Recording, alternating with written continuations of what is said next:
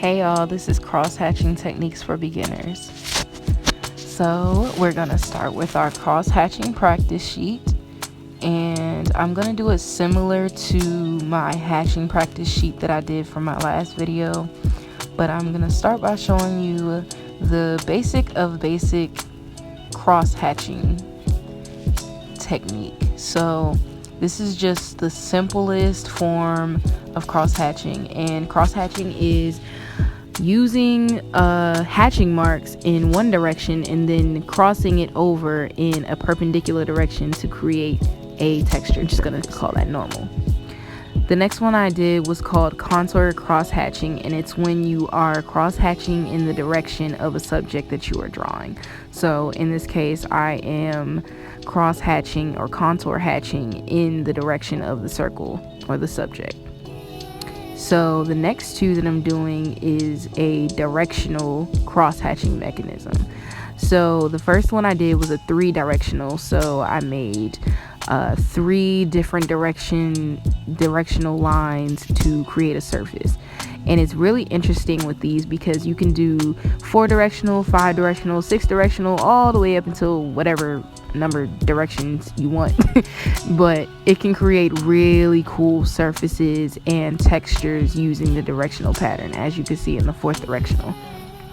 I'm just going to show you how it would look if I were to do another subject contour cross-hatching.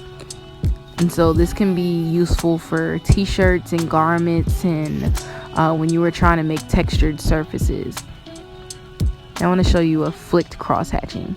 Flick cross-hatching is literally you making flick marks, not super tight marks, just flicks, and then flicks in a opposite direction to create the hatching across and crossover. I'm going to just show you a quick little image of how you can do different surfaces and textures with the cross-hatching mechanisms and techniques I showed you. And this one, I'm showing you a half cross hatching where I'm doing some hatch marks and I'm doing some cross hatching marks. So it's just real simple, but we'll pick up with that in the next image I do towards the end when I draw my picture for you. So the next one I want to show you is going to be a fine cross hatching, and this one is really good for really tight textured surfaces. And I want to use a Micron pen to show you this because it's going to get really small. I'm spreading them out so you can see them better, but I'm going to go back and add more lines, really fine lines. And I'll show you that up close so you can see. Really interesting texture. It's the fine cross hatching. I really like that one. So moving on, we're gonna do parallel. And parallel is exactly what it sounds. Parallel lines straight down.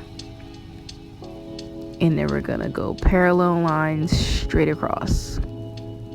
Really simple trick.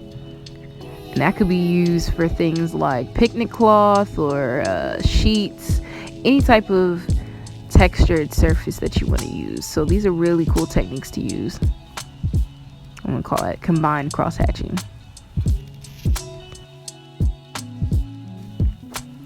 So I'm just going to do a quick little review of everything and discuss all the techniques that we talked about. So we talked about normal, we talked about multiple directional, fine cross-hatching, contour cross-hatching, flick cross-hatching, and parallel cross-hatching. With our normal cross-hatching, you're just doing hatching and perpendicular hatching marks to create textured surfaces. So cross-hatching in general is used to create textured surfaces. Fine cross-hatching, you're making very thin and tight lines, and this creates a rich texture in your artwork. So from a distance, it's going to look soft, but up close, you'll see intricate patchwork of the texture. And it's best to use a very fine pencil or a small pen so you can get the really thin lines of the fine cross. So that's why I wanted to use the Micron pen instead of using my pencil. It was a little dull, but I just wanted to show you how that will look if you use a really fine tip. Your flicked cross-hatching technique is a one direction flick mark where you're using straight lines, but they're not going to be clean, and it will create a rich texture that will show up somewhat fuzzy. So it's really good for doing things like bird's nests and fuzzy clothing or garments. With the multiple directional cross hatching, you can create really textured or highly textured surfaces, and this is done by adding multiple hatching directions all over one another, so it creates a really thick layering of textured surfaces. So the more layers that you add, the darker your surface is going to be, and of course the less layers you add, the lighter your surface is going to be. So this is really good for things like maybe like a knitted sweater, or something if you're doing like a shadow of something making contact with another surface. So with the contour cross hatching, you're going to use that in the shapes that follow shadows for a textural and effective shape. It works really well on surfaces that are round or curved, and it creates a really nice shadow effect. Our parallel cross hatching is as straightforward as you want it to be, and it's just another form of our normal cross hatching, and it works really well on like surfaces that look like sheets or something that is flat, that just needs to be a grid look. So if you want a grid look on any type of subject, then the parallel will work best for you.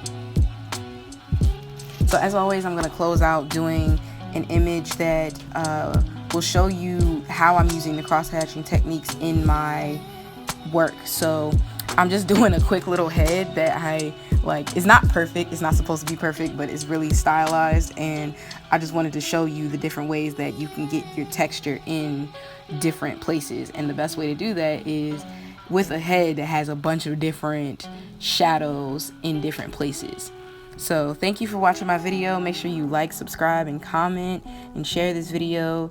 And we changed our video schedule. Well, I changed my video schedule, so I'll be posting videos every Tuesday instead of Monday, Wednesday, and Friday. So definitely make sure you subscribe. Videos will be going out every Tuesday now at 12 p.m. Eastern and 11 a.m. Central.